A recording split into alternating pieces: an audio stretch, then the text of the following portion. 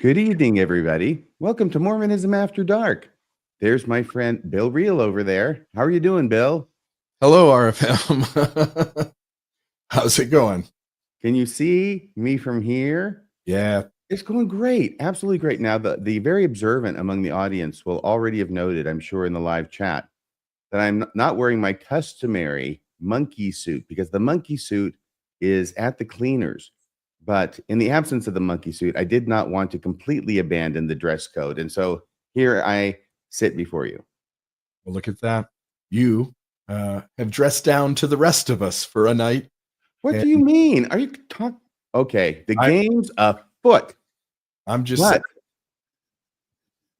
To make up for my lack, we have, in a rare appearance, Leonard Bernstein from the New York Symphony.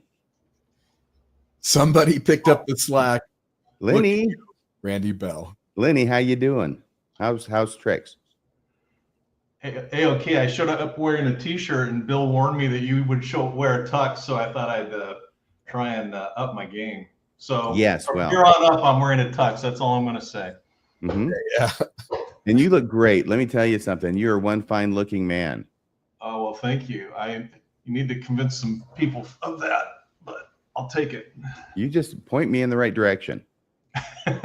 Okay, so here's what I want to know is how are you doing and why are you dressed so nice on a Friday night? And what are you doing on the show? That's a compound question that we get in court. To break it down, I'm doing great. I was not 4 minutes ago. I was literally wearing a Fender T-shirt. I upped my game very quickly when I can vouch for that. I saw Bill in his beautiful jacket, and I heard you were showing up with a tux. And why little my elf, hair, I might add. Don't we all want to know?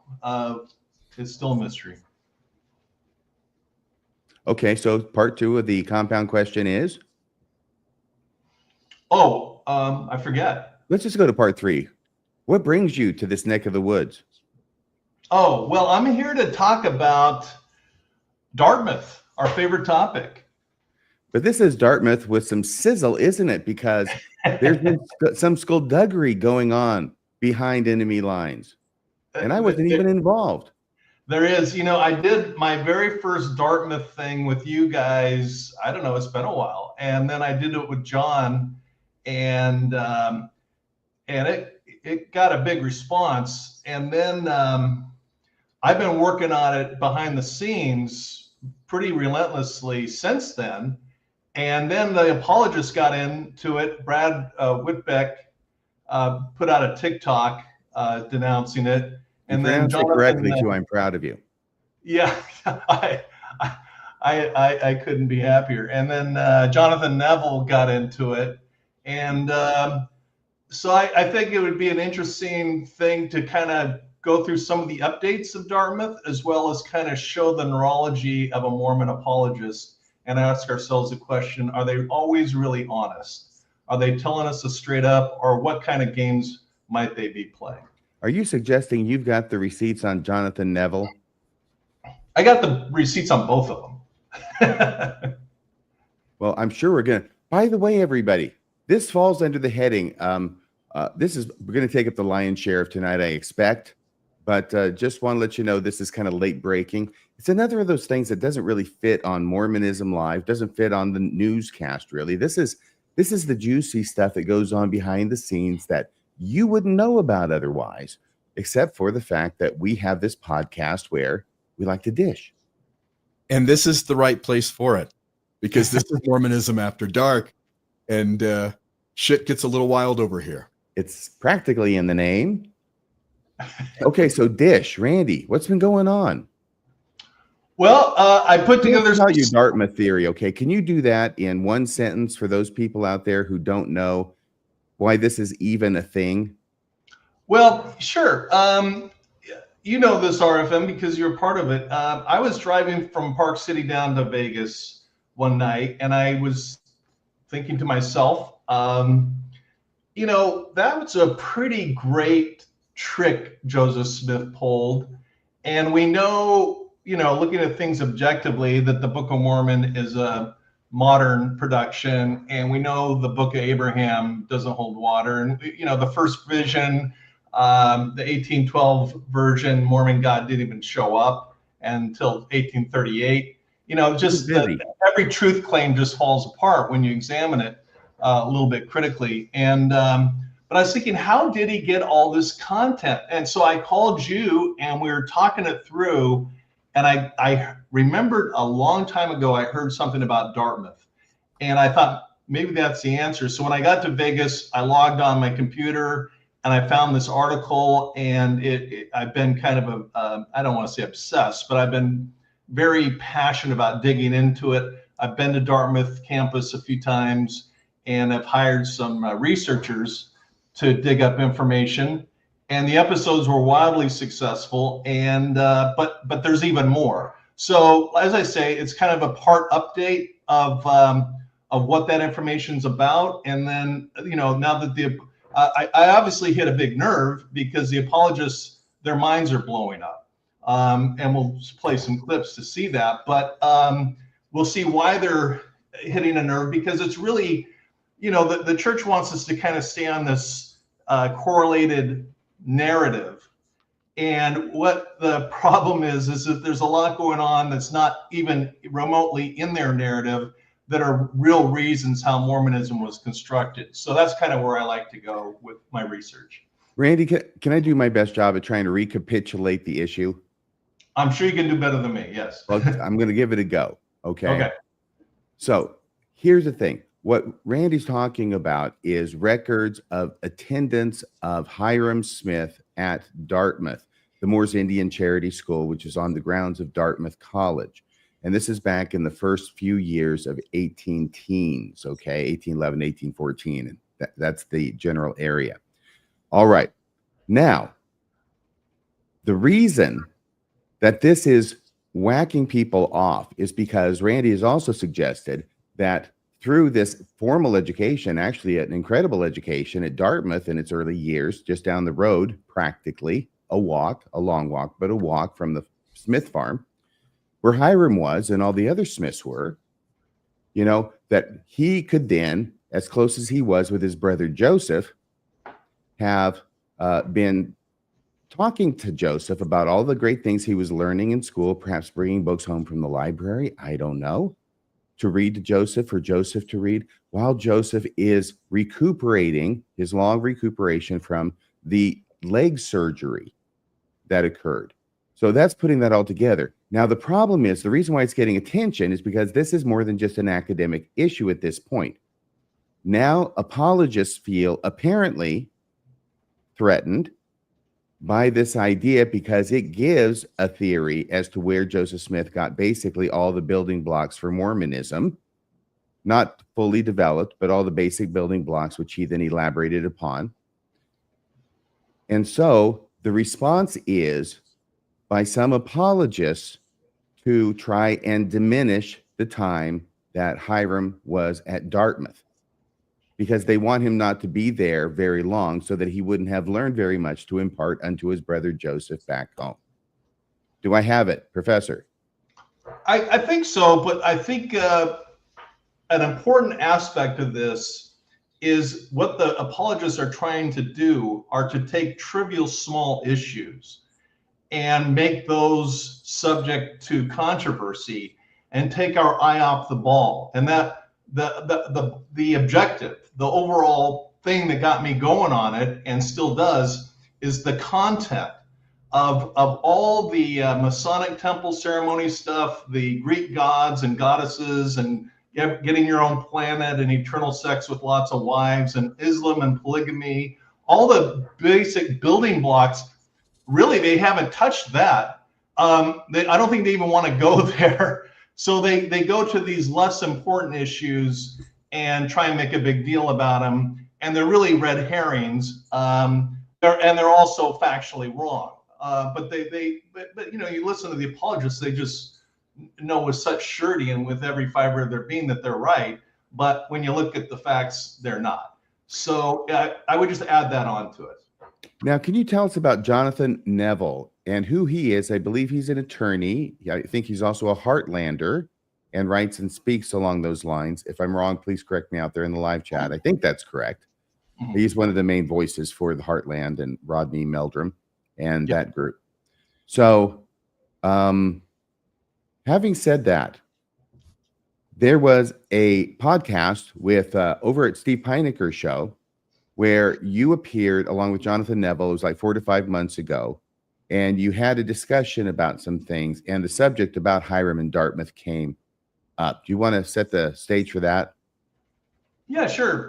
Steve Peineker called me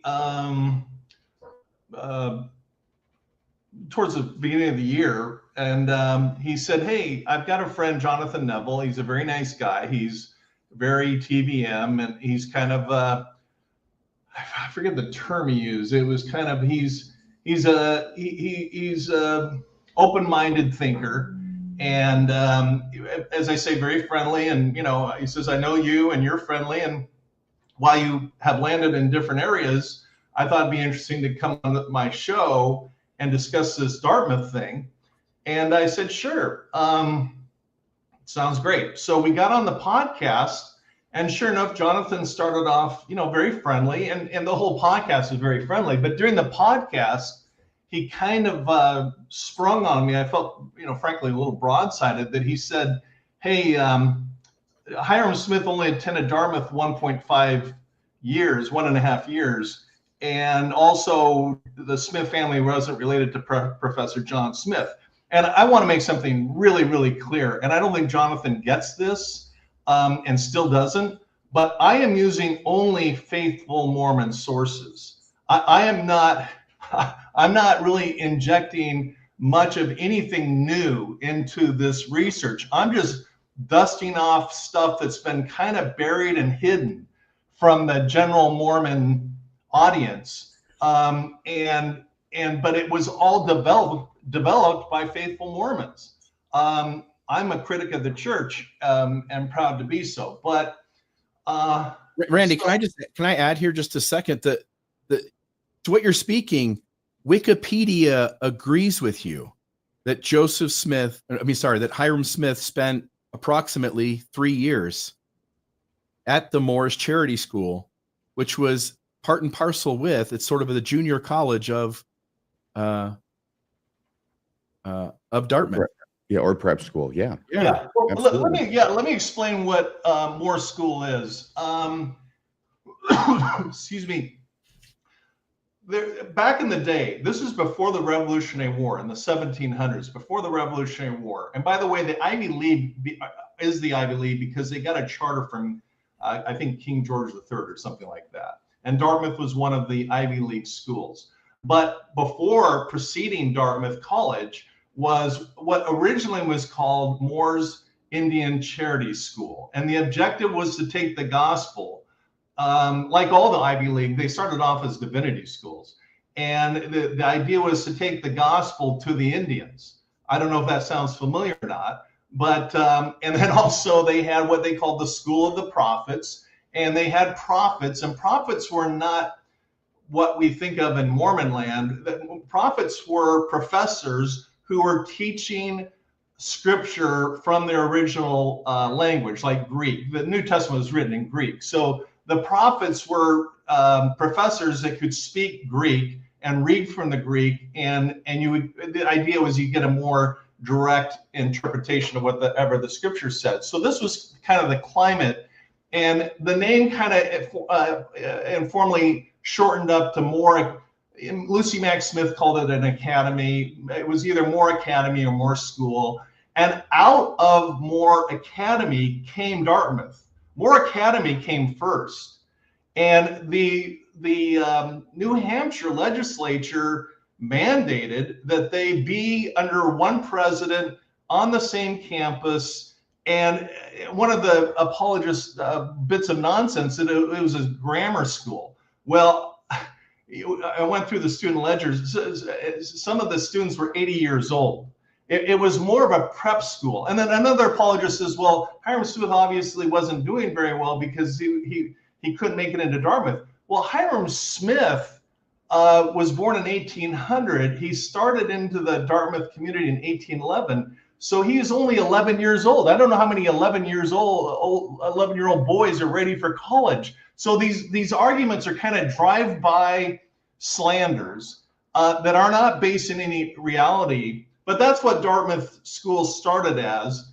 And then as time went on, the school, way after the Smith family left the area, kind of was absorbed fully into Dartmouth and went away. But for a time, it was the thing. It's what Dartmouth came from.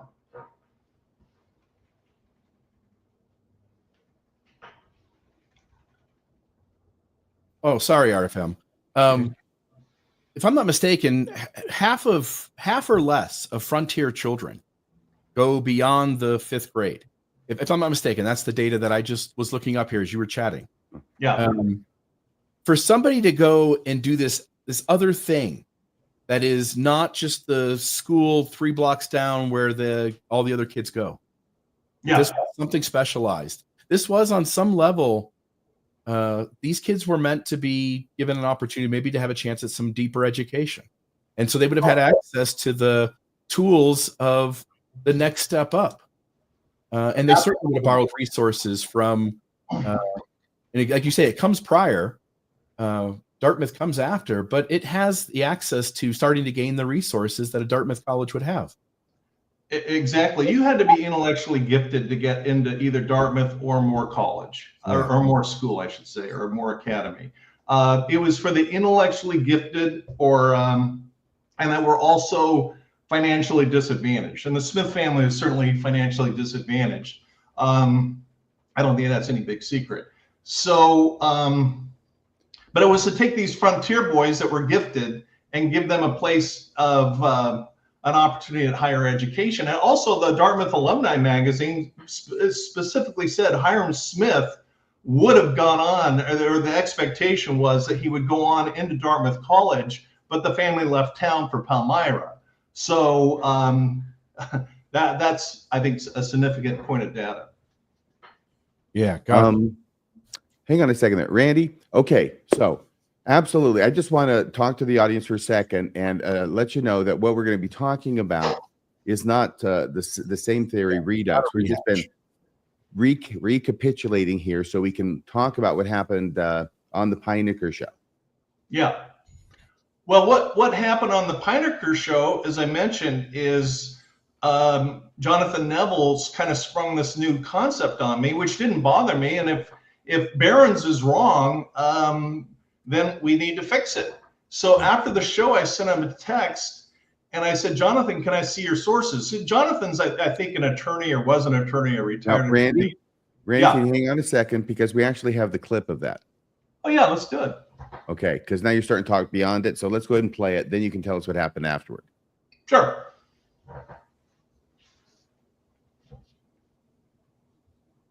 For the work that you've done to kind of bring this stuff out. Jonathan, I just wanted to ask you, you've been reviewing Randy's work, and I know Randy's coming from a more critical perspective, but what are your thoughts on his Dartmouth hypothesis?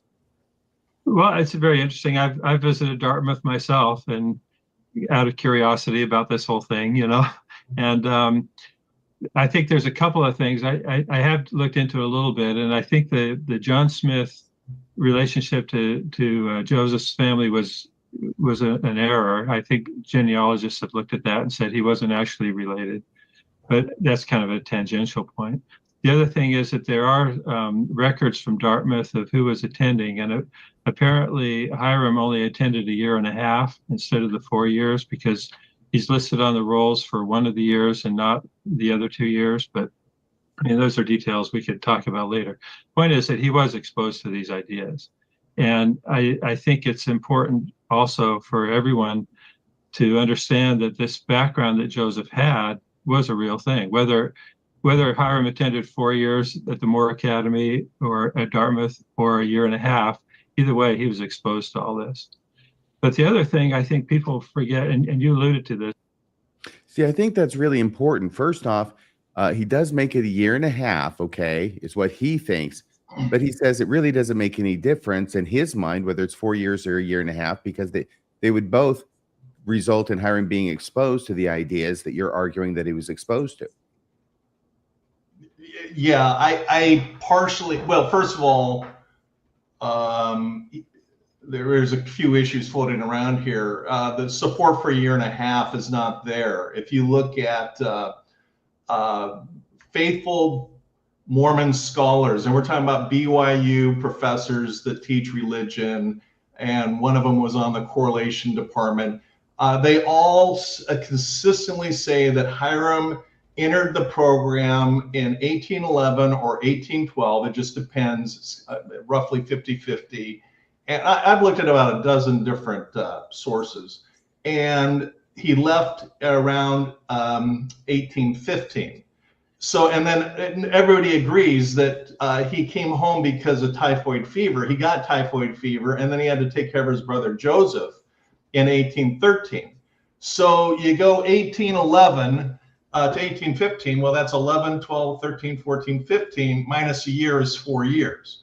And all the scholars, all the faithful scholars basically agree with Barron's. The Joseph Smith Foundation, or the Hiram Smith Family Foundation, the B.H. Roberts group, which is an apologetic group, the BYU professors. I have a book arriving tomorrow. I was really hoping to get here today. They get that. I mean, they get it because Lucy Mack Smith, in her biographical writing of Joseph Smith, says that it happened, that he went to the school when he was, I think she says 12 years old, 1811, 1812, as you point out. And then you've got, I think it's Barron's, who shows the documentation that Hiram Smith is paying whatever it is, tuition or monies or whatever it is. But he's got the image there, documents it in 1814. Right. He's there as well. And so we have a beginning and an end based on witnesses that would be credible, documents, and firsthand. Mom who sent their kid to school. They're going to trust both of those. And it's to the point where I said earlier, Wikipedia shows it on their website. They acknowledge that it's this time period. And as you point out, you're giving them credit for being home the year. Yeah. And it was really just the winter of, it was just the winter of 1812-13 was the typhoid. It's not even called it was just it was an outbreak as opposed to a epidemic. Yeah. Bill, you hit on it, on the issue, because there's a clip which we can show, but Jonathan Neville, and this is quite remarkable, gives zero credit to Lucy Mack Smith's history. And she doesn't give specific years. And he's right there, but he kind of leaves it there and conveniently ignores the fact that she was explicit, that Hiram went off to the academy and came back for typhoid. And we know when typhoid was from the historical records. So we know he started in 1811 or 1812, and everyone acknowledges that except for John Neville. Yeah, if just note to the jury, right, RFM? That person wants to strike the testimony of their very own witness when it comes to many other things that they need to be a faithful testimony of it. Well, Lucy Mack Smith, you know, she got very unreliable as she got older, especially as she approached and actually wrote her biography of her famous son, Joseph. She could get some things right, but this thing she obviously got wrong, just like she got it wrong when she was trying to remember when it was that her husband had that dream that was so remarkably like the tree of life dream that Lehi has in 1 Nephi 8. Yeah, Your Honor, he's trying to lead the witness, right? Like he got that wrong too. That's not the most reasonable view, though, RFM. Like you're right. Like you're giving the apologist point of view, but we trust her on so many things. It's her kid. I mean, they got to be proud of the kid going to Moore's Indian Academy. By the way, it's not money, I think, Bill, because he was a charity case.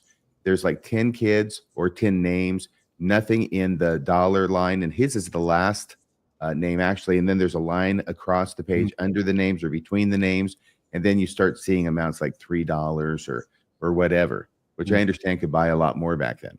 Yeah, it would take care of the grocery bill for the week at least. Yes. Yeah. That's why they called it Moore's. Well, there you go. Anyway, Randy, so what happened after this? This is 4 to 5 months ago. You have this exchange. There's no big deal, but you start wanting to know from Jonathan Neville what his source is on this 1.5 years because you're kind of surprised by it. Yeah, well, I reached out to Jonathan. I said, hey, you mentioned this 1.5 year thing and the relationship with Dr. Smith, which was to me, neither one of them were mind-blowing issues, but if Barron's was incorrect, I want to see the evidence and fix it if it needs to be fixed. So I reached out to Jonathan Neville, and he said, I've sent it to you. And he had sent a prior message to me, but I didn't really pay attention to it because it was to a Mormon blog called Mormon R. Are you familiar with Mormon R? Only by reputation. Yeah. And I wasn't, that's not where I do my research, is on Mormon blogs. So I didn't really, I had forgotten, and I apologized to him. I said, oh, you had, but was this your resource for basing what you said on a podcast? Because that's not scholarly, Jonathan. And he got defensive. He said, well, that blog has 127 scholarly citations. You didn't read them? And I go, I'm not going to invest a bunch of time researching a blog. And by the way, there's not even an author associated with this blog. I don't know who wrote it. You don't know who wrote it. So no, I'm not going to get into it. So he started kind of giving me a hard time for not looking at all his resources, because he said he had been through the citations, and there were 127 of them. So I opened them up, and immediately I saw that they were in chronological order, and the Smith family left New Hampshire in 1817. And so 122 of those 127 references were after they left New Hampshire. Only 5 are even relevant to the time frame. And I wrote, texted Jonathan back, and I said, there aren't 127, there are 5. And I took a screenshot and I highlighted it, and I showed him that. And that's where, honestly, things, all hell broke loose, because he was caught with his pants down around his ankles. And he had made representations that he had cited them. And he made representations that twice that there were 127 citations. And now there are only 5, and he hadn't looked at them. And they were far from being conclusive, whatever they were, all from an anonymous pro-Mormon blog. And I said, this is not scholarly, and he kind of exploded from there. Well, tell us about the explosion. That's what I came for. Then we just kind of got into a pissing match.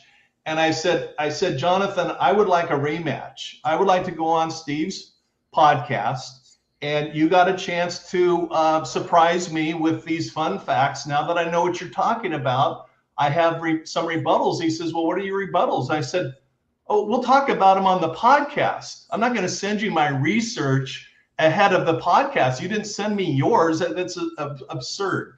And I requested 4 times a rematch over the course. I even have the dates written down, from March 22nd to June 19th, 4 times, 5 times, excuse me. Because this is all in texts. Oh, all in text. Yeah. Yeah. And I'm happy to go through those with whoever wants to see them. There's nothing secretive here. And I kept asking, are we going to do this podcast or not? And I just get these diatribes back with no clear answer, with these demands for my research from Dartmouth. Well, I've got a retired religion professor from Vanderbilt and an on-campus Dartmouth grad student doing research for me on this, and I have ever since we did our podcast. And I've accumulated literally thousands of pages from the special collections, and they have to be transcribed, which is not cheap. And I'm compiling literally thousands of pages of materials, primarily lectures, but all the other stuff. I'm not about to hand that to Jonathan Neville or anybody else. Thousands of dollars of research that is in process until I've assimilated it all, gone through it all, and I put together a presentation. And like anybody that does a presentation, I'll divulge all the sources when I'm there. But until I'm there, I'm not gonna. Well, except for Hugh Nibley, of course, because most of us try to show how we got from point A to point B. Hugh Nibley was a little loose with that, Randy. Yeah. So. Yeah. So he ultimately never agreed or made happen a rematch, and I really wanted one. I asked 5 times for it. And then a couple weeks ago, you and I were at a B&B in a remote and romantic location, and you were up in the middle of the night, doing stuff. I was, I wake up in the middle of the night sometimes, and I was dinking around on YouTube, and I came across this podcast with, guess who? Steve Pinecker and Jonathan Neville. And I thought, well, what's this all about? No one told me, and maybe this is something that has nothing to do with Dartmouth. So I scrolled through, there were only a few comments, and I scrolled through them, and one of them was, Jonathan, I sure hope you tell Randy Bell these facts. And it's like, oh, they talked about Dartmouth. And so I Dartmouth facts. Yeah. Yeah. And so I listened to the podcast, and sure enough, Jonathan Neville went on to the podcast. I didn't know a thing about it, and got to do another download. And basically, I think this is my opinion. All of this is my opinion, but it appeared to me that he was backpedaling as fast as he could from those days where he relied on Mormon R and is trying to bring a whole bunch of new stuff to the table, kind of pretending like he had it all along. So he's dunking on Randy, and Randy wasn't even invited to the party. Yeah, not cool. I do have that clip, and actually, he knows more than he knew before, because now he goes from 1.5 years of Hiram being at Dartmouth to 1 quarter. Well, yeah, I nearly fell out of bed laughing at that, because I have built a spreadsheet that goes from 1810, the earliest accounts of when the Smith family could have arrived in New Hampshire or Vermont, to 1817. The father left in 1816, but the family stayed until 1817 and left in the winter of 1817. So for 7 years, excuse me, and then we have about 12 different categories of documents, and attendance records, financial records, testing records, and we get them transcribed, and we put them into files. You do the math, and it's close to 100 different categories of information that we're managing. It is a really large process, really big project, and I know enough, even though we're in the middle of the research, I know enough from what I have seen to realize instantly that this Jonathan Neville said that Hiram only attended Dartmouth for 1 quarter. There's no evidence that he attended anything more than that. That is so patently false. And to get at it is going back to Bill, your issue with Lucy Mack Smith. And guess what? We don't have records in 1811 or 1812 that are relevant. We have records, but and so to ignore that part of the equation is unconscionable to me. Is it fair to say then that they're basing their argument only on the one document that we have with Hiram Smith's name on it from 1814 for 1 quarter in which he studied arithmetic? Yes, and he's pretending that is all that we have. And Hiram Smith has journals. I haven't been through them. There are family, the Hiram Smith Family Foundation. I think it's hiramsmith.org or something. You can go there. And when you search Dartmouth, they say he was there from 1811 to 1815, exactly the same thing as Barron's and several others. So there's information out there that I don't have yet, or I'm not privy to, or boxes of stuff I haven't read yet. So, but clearly the academics aren't buying what Jonathan Neville is selling. And Randy, we've gotten most of your reaction to what it is that you saw on that early morning a couple weeks ago. We haven't played it yet. Let's play it now, okay? Sure. So this is about 3 minutes long, and this is what Randy watches and why it is that he reacts so strongly. That's a reframe.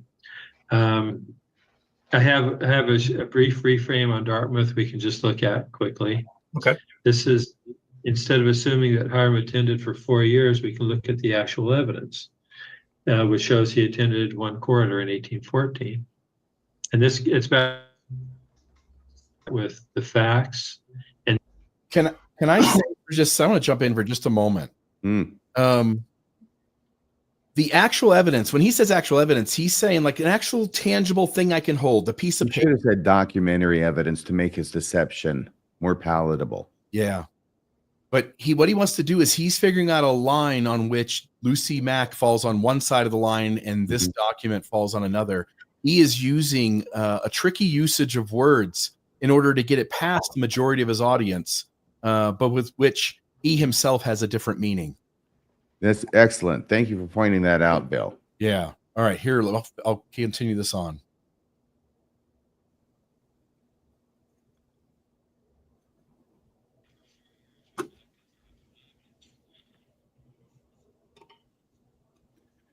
Oh, there we go.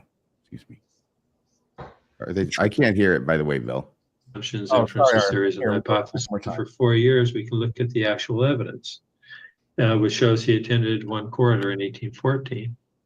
And this gets back to the faith model that I like to start with the facts and then proceed to assumptions, inferences, theories, and hypotheses. Because if you start with the facts, everybody can agree on the facts. Oh, right. And in this case, the only documentation that shows that Hiram ever attended the Moore School, he didn't attend Dartmouth, but he attended Moore School at Dartmouth, is this one roster from the first quarter of 1814. And his name is spelled out there in red, you can see it. And on the second one on the vertical says the charity scholars. So there's a list of charity scholars at the top of this roster. There are about 10 of them on there. And it even lists what they were studying. So I blew it up so everybody can see where it says Hiram Smith was studying arithmetic and he was from Lebanon. And then above that, you can see the dates. This was an account of the monies received for the Morris School from August of 1814 to August of 1815. And then this was the first quarter. It went from September through, I think it was December. I can't read it right now. And there was, for every quarter, they had a new roster because some of the students changed and so on. But this is the only one in all those years that he supposedly went to Dartmouth. This is the only one he appears on. And so I wrote to Dartmouth myself not too long ago, and I said, do you have any other records from this time frame when the Smiths were living there? And they sent me a couple that had not been, well, let me put it back up. The B.H. Roberts group had also gotten some documents from Dartmouth for some of these years, but not the other years. And so I wrote to Dartmouth and they sent me the other year. And again, no mention of Hiram Smith, even though it had the same list of charity scholars and so on. So, you know, if someone else has additional information about his actual attendance, I'd be eager to see that, because from Dartmouth itself, there's no evidence that he was there other than this 1 quarter. Apparently his mother has something to say. The other thing that people rely on is Lucy Mack Smith's recollection in her history, where she says they sent him there and then he came home because of the flu epidemic, or the epidemic that was there.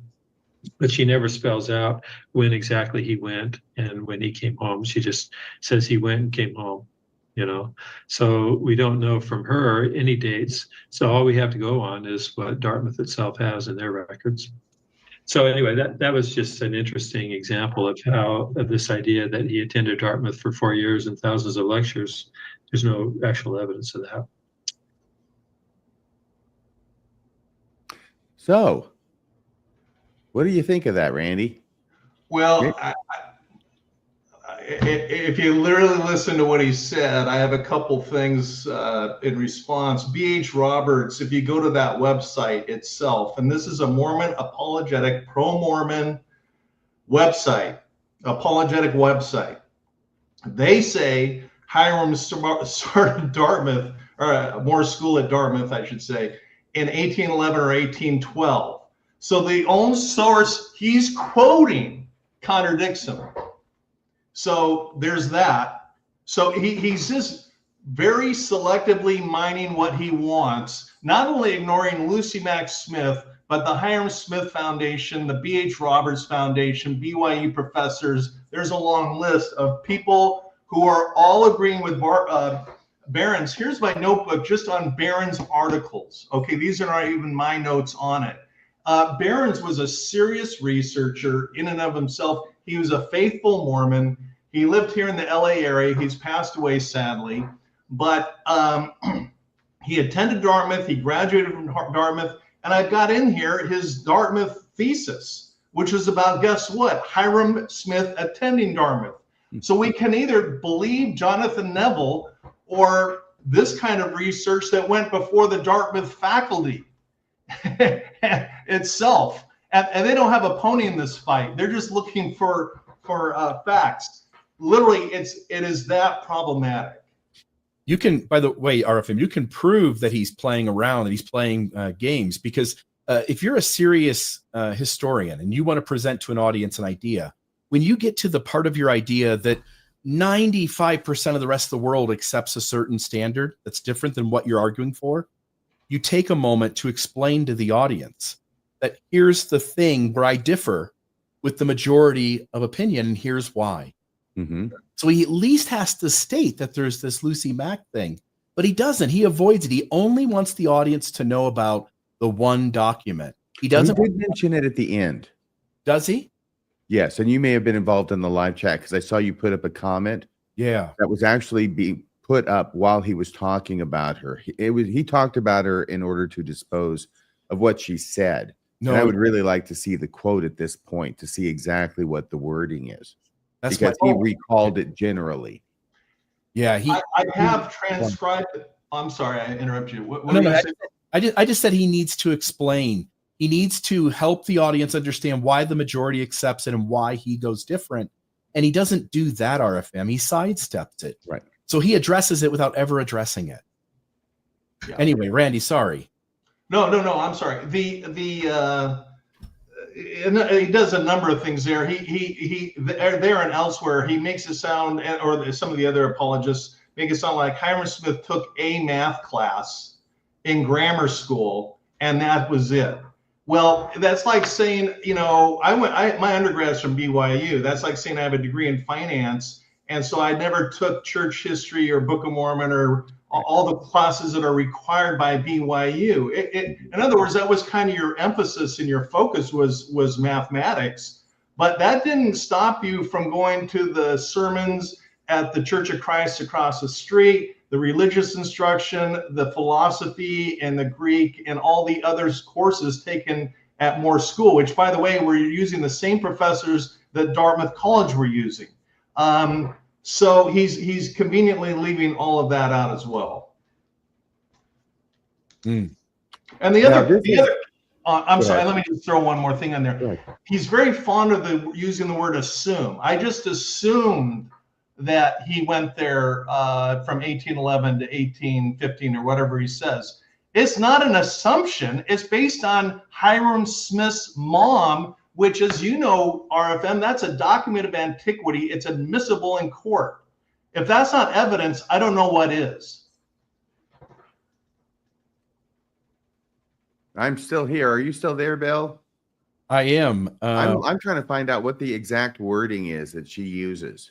Oh, I have it transcribed, and his response is literally unintelligible. If I was in the courtroom on the witness stand, I would say, I don't understand the question. It's unintelligible. It's that garbled. At least I don't get it. What does she say? Yeah, what is the transcript of that? I'm trying to find it. It's I'll tell you what slide. Yeah, you tell me what slide it is, and we'll go there.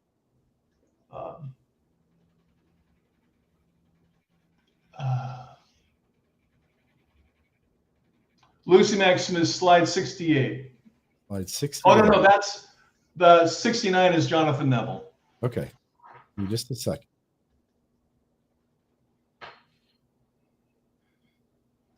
All right. RFM, do you want me to read this? You want to read this? Oh, let me just check and see. So this is, no, before I get to this, well, we can read this, but I want to find out, what does Lucy Mack Smith Oh, actually it's the say? slide before 68. We can do that first. Yeah, okay, thank you. Is there a K there? There might be a K with the C. Now, this is the quote. This is what she wrote, 1844 to 45, shortly after, of course, her son's death. And as our children had in a measure been debarred the privilege of schools, we began to make arrangements to attend to this important duty. To this end, we established our second son, Hiram Smith, in an academy at Hanover. So their second son is Hiram. It looks like those were added in later. And the rest that were of sufficient age. I say that because of the parentheses and brackets. Yeah. We sent to, okay. The rest that were of sufficient age, we sent to a common school, which was quite convenient, but this state of things did not long continue. The typhus fever came into Lebanon and raged tremendously, and among the number seized with this complaint was first Sophronia and then Hiram, who was taken while at school. So he catches typhus while he's at school and came home sick. Well, that seems quite clear that he is attending school when he caught typhus. Typhus is the winter of 1812-13. So he was there probably in the fall or winter semester of 1812, at least. Seems pretty clear, doesn't it? Does it say anything else after that? Was taken at school and came home sick. Next, Alvin Smith was attacked. In short, one after another was taken down till all of the family, with the exception of myself and husband, were prostrated upon a bed of sickness. Okay, so was first Sophronia and then Hiram, who was taken with the typhus while at school and came home sick. That's the language. That's actually stronger than I thought it would be. Yeah, That's it's crystal clear. It's strong testimony right there. Okay, so let's go to the next one. Now, this is transcribing what Jonathan Neville said on Steve Pineker's podcast. By the way, I've got to ask you, and this is crazy that I don't remember, but I'm so into the subject. Have we played the second video? I think we did, didn't we? We were aiming toward it for a long time, and I don't know if we did it, and I forgot. We did. Okay. We did play. So this is a transcription of what he said in that. Yes. Okay. And if you're listening to him and it didn't make sense, here's why. Here's what he said transcribed. You want me to read this, RFM? Yeah, would you read this, Bill? And so the other thing that people rely on is Lucy Mack Smith's recollection in her history, where she says they sent him there, and then he came home because of the flu epidemic, or the epidemic that was there. But she never spells out when exactly he went and when he came home. She just says he went and came home. And so we don't know from her any dates. So all we have to go on is what Dartmouth itself has in their records. Wait a second. Okay, now that's where he jumped the shark, was that sentence. Yeah. He was So all we have to go on is what Dartmouth itself has in their records. How about figuring out when the typhus outbreak was? You could see him setting it up, though, RFM. Like, everything before that is making it possible for him to say that thing. Yeah, and then he whiffed it. Yeah. It's so bad. Wow. This is cringeworthy. That's dirty. Okay, so he goes on, though, Bill. I'm sorry. I interrupted No, you. that's the perfect spot where it needed to stop and we needed to have a conversation. All right. So anyway, that was just an interesting example of this idea that he attended Dartmouth for 4 years and thousands of lectures. There's no actual evidence of that. He just explained it in a way that it does not actually match what actually happened. Now, you see, I thought that there was probably a reason that Jonathan Neville was not putting up the quote from Lucy Mack Smith. Yeah. In other words, when you're generalizing and recollecting of something to the effect of, it's always going to come down better for you than if you actually look at it. Always does. It's just a strange thing. It's always in the benefit of the storyteller when the data doesn't exist. Yes, it is. Just make it up to fit. Like Joseph Smith in that tavern. So this is so Bill read this on behalf of Jonathan Neville. As he was reading it, I was remembering, of course, we played it. I got them funged together in my mind because they're fungible. But what is it about this that you wanted Bill to read? What did you want to comment on, Randy? You nailed it. I mean, he jumps the shark. He goes off into fantasy land where he says, we don't know any dates. Well, as I said earlier, you go to the historical record of when we know when the typhoid outbreak was, and it was in late 1812 or early 13. And if you read some of the other people's research, they said it sounds like Joseph Smith's sister got it in early 1813, and Hiram Smith came out home after that. So he was clearly there in 1812, and according to Barron's and others, in 1811. Got it. Yeah. Yeah, it's a tricky thing when you're the one in charge of telling the story to a bunch of people in the room who don't have a way to fact check you or don't want to fact check you, because Bill, I've noticed you doing a lot of fact checking, and we were at dinner, talking about this stuff, and I said, well, he went. There's basically reports that Hiram went from 1812 to 1813 up through about 1815, and I think, if I remember right, you went to Chat GPT and said, "Oh yeah, that's right." I fact check I fact check my friends. I fact check my parents when they say. I fact check everyone. And you should, and that's terrific, and I'm all for it. Yeah, but these guys are. I fact checked the story about the King of England and the Ivy League connection. I don't see it anywhere, but I'll find. Trust me, but don't trust me. I'll look for it. I'm just fact checking along with Bill. We're Fact Checkers Anonymous. So I got to ask you this, Randy. It just seems like Jonathan Neville is playing fast and loose with the evidence. He's obviously trying to spin it a certain way. And it has led to other apologists picking up on this one quarter at Dartmouth and running with it. In fact, our very own Brad Whitbeck did a TikTok about this. And I can't even remember who found it. Was it you, Randy, who found it and sent it? Somebody found it. I made sure that you got it. Do you have that, by the way, Bill? Yeah. Yeah, if we can put that on the screen. And then I'm going to ask you, Randy. I thought we said I don't have this. I don't know where this is. Oh, I'll send it to you when we're. It was in the. Okay. I remember watching it on the phone, which is back there, so it doesn't distract me. And also makes it hard for me to get my hands on it. That's okay. Randy's got his right there. So Brad Whitbeck does this TikTok about how it's basically patterned after what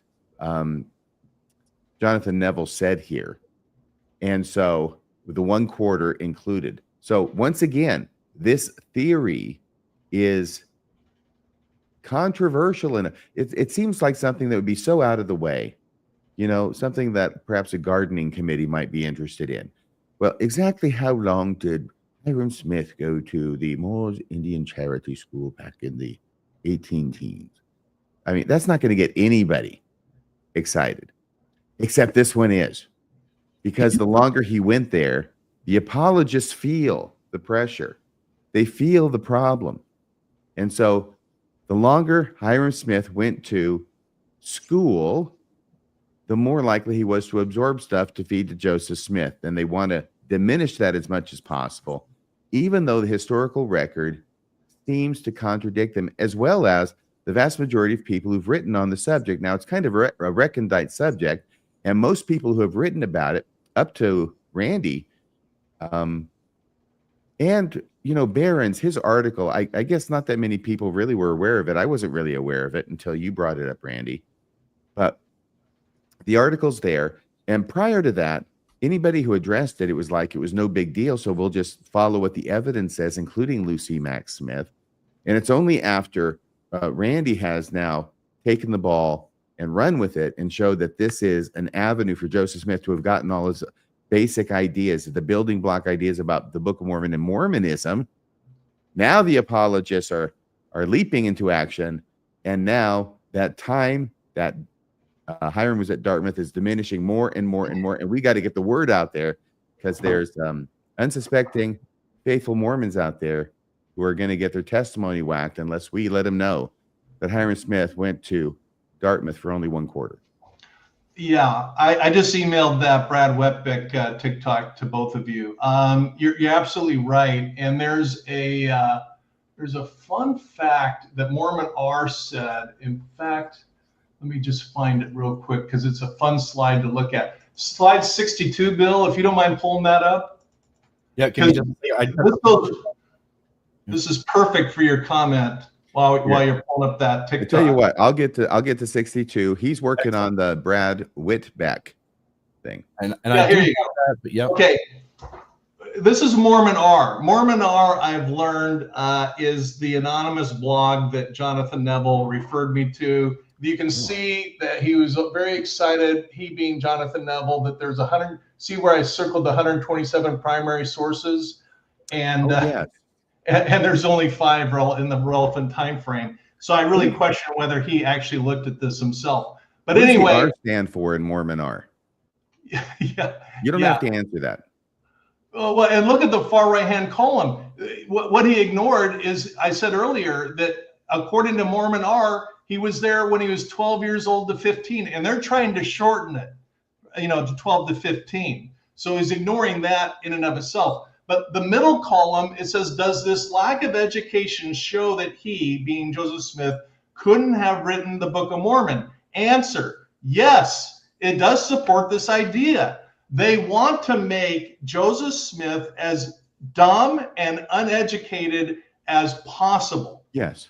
And anything that makes him smart or educated, they are fiercely opposed to. That's their agenda. And here they actually came out and said what we're all obviously suspecting or we know. Okay, so then that follows up with the question that I had prompted you with earlier, which is, do you think that Jonathan Neville is doing this out of a real, sincerely held academic belief, or is this personal at this point? I don't think it's personal in his mind. I think that he is defending his faith vigorously. I've done that in the past, so I can relate. I acted in ways that, looking back, I'm embarrassed about to defend Mormonism. And put emotions and agendas ahead of facts. So that's what I suspect. I can't get in his head and know for sure, but that's kind of what I suspect. Yes, Hiram was definitely a Moor man. He went to Moor's Indian charity school, so he was a Moor man or a Moor man. As opposed to a Dartmouth man. I'm sorry. Can you put that back up? Because I need to attribute that. That was Meek. So there was a Meek in there in the name. Meek Man 7571. They're adding numbers after the names. They've given you a number, taking away your name. Meek Man says that. What do you think about that, Randy? I love it. I think that's brilliant. Okay. All right. So question for just really quick. So up on this first column here of Mormon R, is this acknowledged to be written by Jonathan Neville, this blog, or this article in particular? No, this is what Jonathan Neville referred to me to back up his 1.5 years. Yeah. The ironic thing is it doesn't back up 1.5 years because it says right there more like on the order of 3 or 4 years -1, whatever it is. Yeah, it just seems like he knew that number pretty well. This is an article that disagrees with him. Well, in his mind, it agrees with him because it has all these 127 citations. Yeah. But it's really quite confusing, and it's really kind of a mess because this is all kind of drive-by opinions rather than really sitting down and looking at things seriously. This is where his pants were down around his ankles when I pointed out there aren't 127 sources. You've told me twice there are only 5, and called him out on the fact that he ever asked the question, which is obvious. Did you really read this stuff? This stuff, while it's pro-Mormon and it's a blog, and while it's anonymous and it's not credible scholarship, it doesn't support you.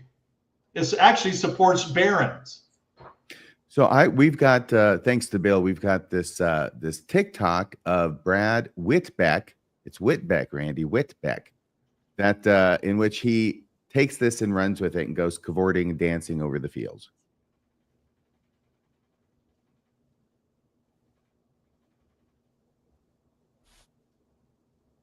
Didn't have sound from me either, so let me see. Oh yeah, yeah. So I've seen people talk about how they think Hiram Smith went to Dartmouth College, which is nuts. Anyone who tells you that is completely obscuring facts and trying to lead you astray to think that Hiram Smith was some intellectual giant that is probably behind the writing of the Book of Mormon, or at the very least, the doctrine of the church. Hiram Smith didn't go to Dartmouth. He went to a Moors charity school that was on Dartmouth's campus, right? First off, he's not on any of the records from the year of 1813 to the year of 1814. So that means he straight up didn't go during that time. 1814 to 1815, he's only there for 1 quarter. And guess what he's studying? Arithmetic. Now, do you think that that is what leads to the Church of Jesus Christ of Latter-day Saints? All of the doctrine that the church has? No, that is not a good case for this, but that's what I see people trying to use it for. Hiram Smith had a little bit of a educational background. He had gone to a relatively good school, but I mean, it's not like Dartmouth was even that prestigious at the time. Hiram attended the academy at Hanover. And yeah, it really does not get you any closer to having the Book of Mormon or theology of the church because of what Hiram Smith studied. So I've seen people. There you go. So what do you think, Randy? Does he have a point?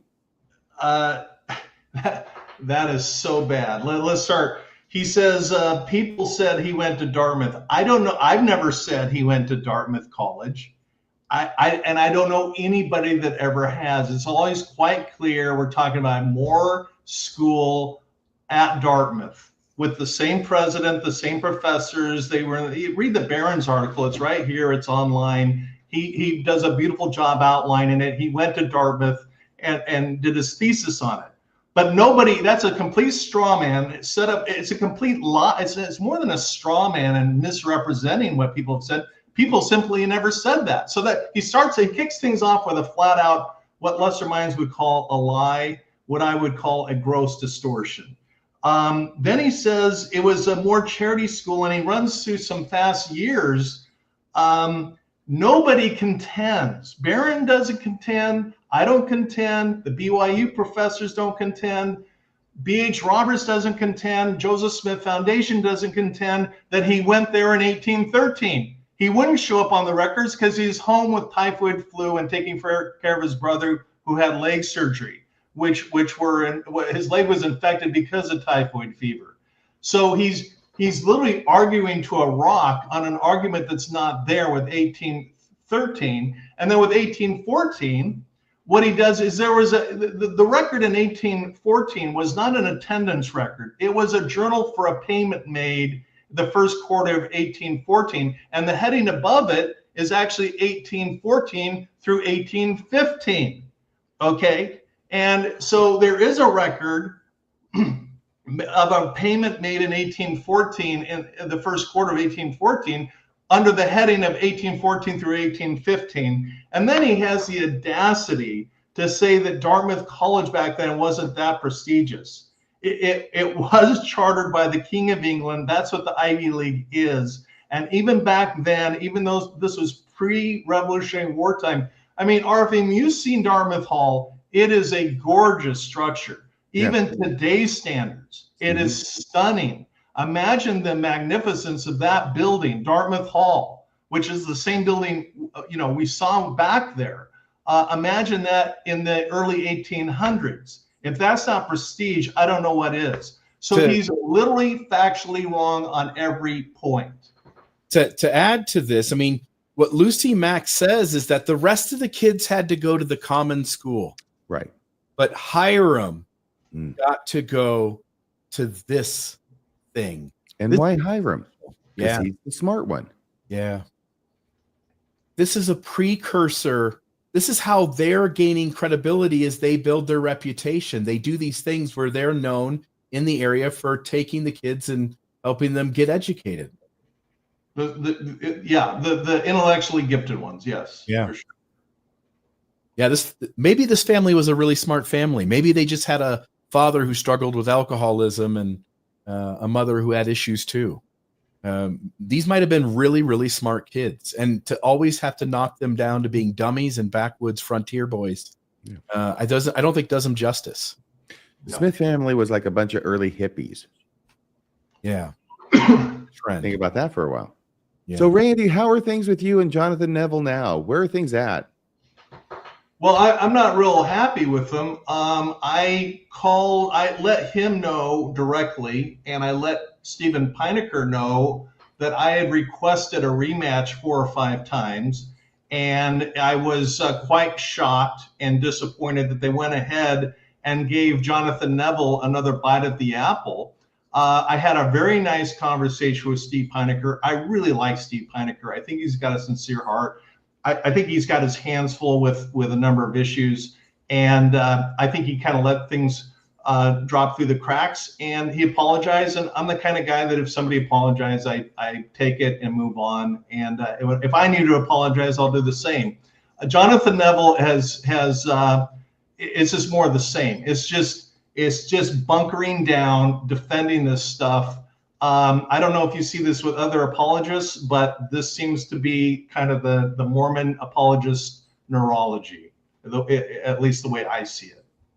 So Mormon apologist neurology, the way they think, you think this is emblematic? Well, I'm not a psychologist, but I seem to see this pattern over and over again. Yeah. I mean, I was, your debate against the whatever those 3 guys are.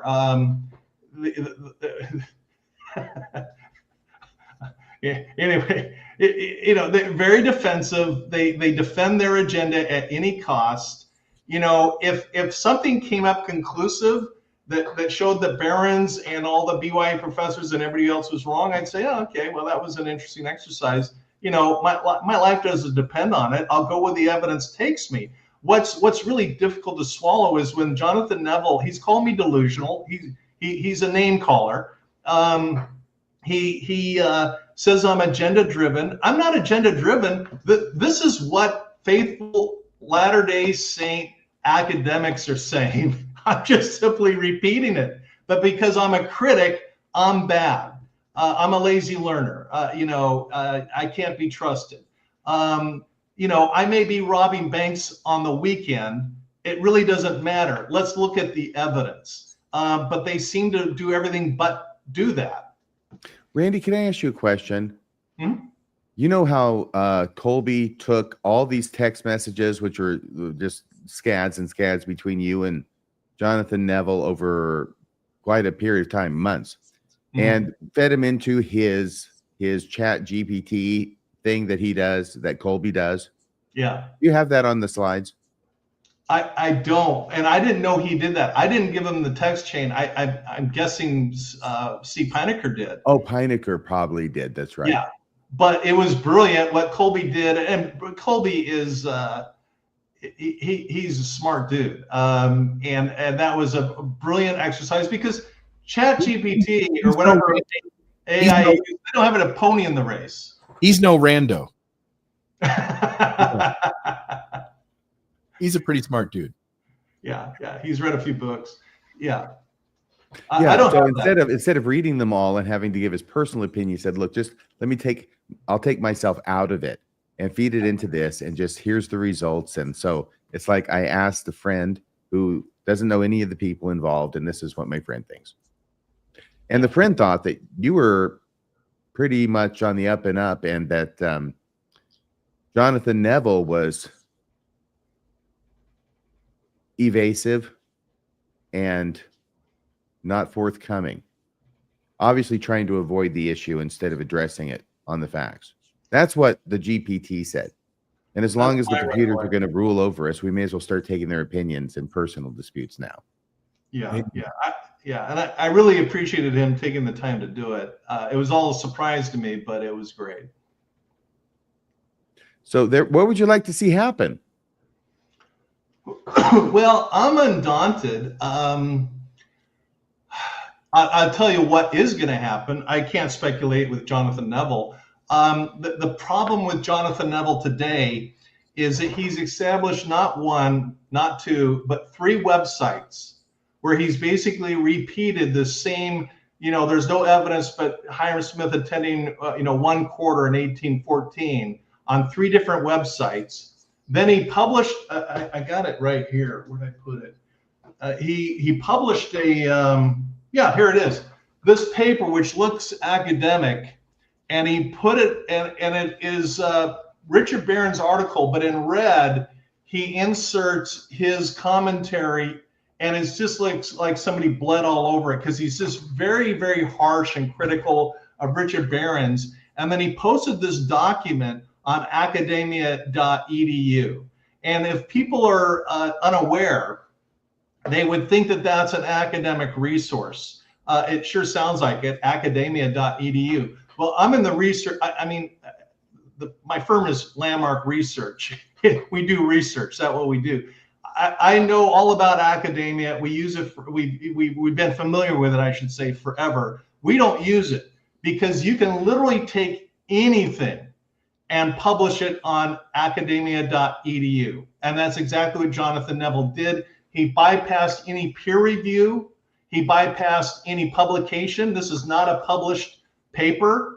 It's unpublished, unpeer-reviewed. He put it on academia.com. So as a result, what you got are 3 of his websites and academia.edu, this paper, whatever you want to call it. And the bots and the search engines and the artificial intelligence are starting to pick up on these 4 sources. And let's face it, not everybody in the world is talking about Hiram Smith going to Dartmouth.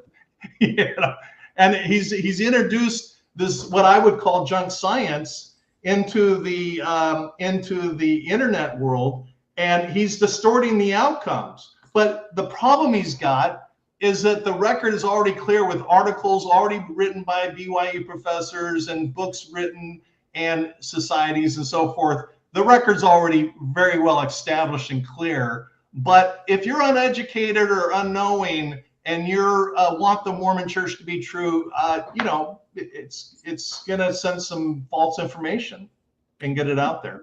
Do you still want your second round, your rematch? Oh, I'll debate him anytime. I'll debate, Brad Whitbeck or Jonathan. I'll debate any of them. And I'm a nice guy. I won't be rude. I won't call him delusional, or any other terms. I don't think they ever will, but I will stick to the facts. Even on this specific issue, when it seems like there's basically 2 data points? What's that? Sorry? I said, even on this specific issue, when it seems like there are only 2 data points? Well, sure. I mean, there's primary research and there's secondary research. And really, what another false thing that Jonathan Neville said is that all I did was assume that Richard Barron's article was correct. That's all I did. Well, that's false, because I got the article. I flew out to Dartmouth. I met with special collections. I hired professional researchers. I got the John Smith. It was a transcribed book. I got high resolution pictures of the entire thing. I had it transcribed. I put it in a binder. I read it twice, and everything that Barron said was accurate. That was, again, the whole goal of this research. That's where my focus was. And I did a lot more than that. But to accuse me falsely of simply assuming Barron's is right without doing anything, he's just factually wrong. So I would love the chance to have a face-to-face debate with them, or Zoom to Zoom, whatever you want to call it. But, that's up to him. I'm kind of moving ahead because my research is coming up with some really great stuff. It's frankly, to me, it's mind-blowing, and I'm going to stay the course and get it done. Can you give us any hints on what you've discovered? 2 big things I can mention. One is chiasmus. That had me baffled for as a long time as a true believing Mormon. I have figured it out completely.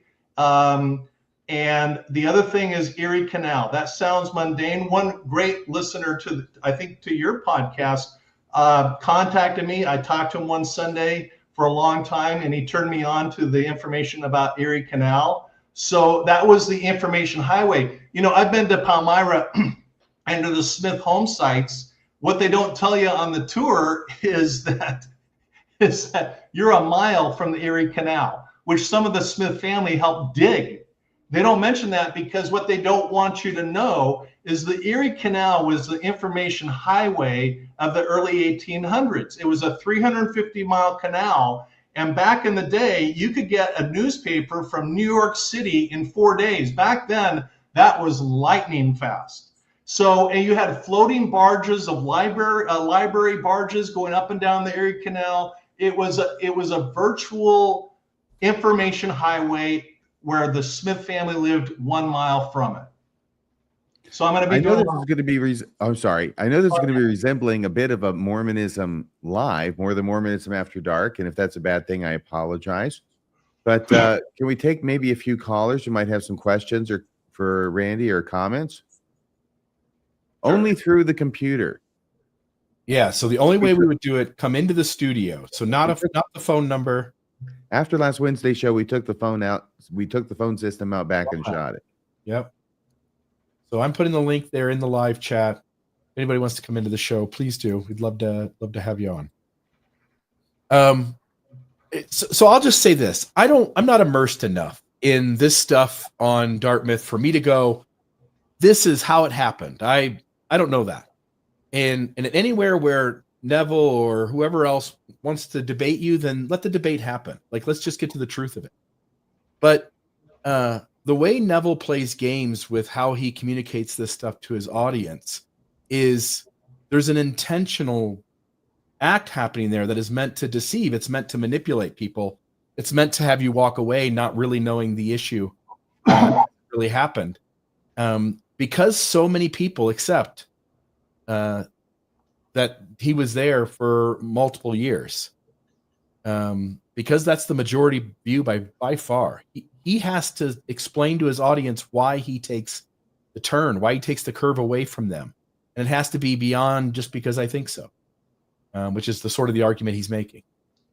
Well, it's a lot clearer why the majority take the position they do when you actually read what Lucy Mack Smith wrote instead of generalizing it like he did. And that's where I feel like he was playing fast and loose with things. Yeah. And it's that trickiness that there's something wrong when you have to go to that length to do that way, to deflect, do the sleight of hand, to dismiss. You're already showing that you actually have the weaker argument, because if you just told the truth, it doesn't look good. And this is in the context of his own slides that he was making up for the show with Steve, where he was revisiting or whatever he said he was doing about a couple of different issues, and this was one of them. Yeah. And so if you are making slides, why not put in the most important slide in addition to the documentary evidence and put in the quote from Lucy Mack Smith? Yeah, because the goal isn't to show the audience how you got there. It's not how to. We all want to show our work. These guys don't want to show their work. They want to hide their work. I gave Neville a break because he was the victim of that whole Richard Nygren affair. But it appears to me, I'm learning essentially over the course of preparing for this conversation, I'm learning that Neville is dishonest in how he presents things. Well, along those lines, Bill, if you don't mind pulling up slide 15, there's just one more point. Slide 15? 15. This is an abstract of his paper that he put on Academia, and I just circled the key word here, which is dishonest. He says, this is an intriguing hypothesis that may appeal to those interested in a naturalistic explanation for Joseph Smith's teachings. What Neville does not get is I am not using my research. I'm using 100% faithful LDS researchers, scholars, and academics. 100%. Barons and all of the others are anything but looking for naturalistic explanations. This is patently dishonest to label all of them as naturalistic when they're all faithful members of the Mormon Church. This is the abstract on this paper that he's floating around everywhere. Yeah, Joseph being at the school for that length of time is accepted and interesting to other scholars and historians within Mormonism that believe in a faithful view and still accept that this is just a fact that we don't argue about. Yeah, exactly. Well said. Yeah. So nobody's coming to the studio. Is that correct, Mr. Reel? No one is in the studio. I did put the link in the live chat so folks did have a chance. Well, let's just see. Randy, I'd be happy. I haven't talked about this with Bill, but I'd be happy to offer the services of Mormonism After Dark for you to debate Jonathan Neville. I'm not afraid of any of them by a long shot. I'll debate anybody. Again, I promise. And I don't think there's any reason to worry otherwise. I'm polite, I'm factual, but I will hold you to the facts. Yes. Well, when it comes to Brad Whitbeck, I'm a bit worried that his hair product will attack me. Distance. I don't even know what that means, but at this hour, Yeah. who does? Was there anything else you wanted to mention on your slides, Randy? Because I know you got a ton of them. I got a ton of them, but you know what? This is all a work in process. I'll just say one more thing. Slide number 3, Bill, if you don't mind. And I'm adding this now to my discussion is, what fuels me, because I'm certainly not being paid for this, and I'm using discretionary time to do this research. And this may sound harsh to some people, but the reason why I invest my efforts and some resources into this research is because I truly believe that the Mormon Church can be a negative and dangerous place, because what it does is it coerces the membership, and I used to be one of them, into normalizing horrific behavior, both then and now. Then with the Nauvoo expositor, that was illegal. I mean, that would be like literally the mayor of New York City burning down the New York Times because he didn't like an article written about the mayor, and the federal government coming down and saying, what are you doing? There's this thing called the First Amendment, and putting the mayor in jail. Literally, it's that bad. The Kirtland bank fraud, there's no way around that. That was a bank fraud. Secret polygamy, where people are going to jail lying about all their sexual predator behavior. That was then. Now we got Prop 8, and in California, the church got fined for lying. The SEC shell games, hiding hundreds of billions of dollars from the government, from the membership, and being fined millions of dollars. And the Boy Scout sex scandal. And it seems like there's a new Mormon sex scandal coming out every day. It seems that way sometimes. And what the member of the church is forced and coerced to do is normalize all of this. And that really screws up your neurology, to try and normalize this instead of calling it what it is. And it's all bullshit, and it should be called out for being bullshit. That's kind of what fuels me in doing this research. Well, I think that's a great closing statement for tonight. Nothing says we have to go exactly 90 minutes. There's no magic in it. In fact, sometimes less is more. And someone once said that brevity is the soul of wit. So, Bill, Randy, thank you for being here, and thanks for dressing for the occasion.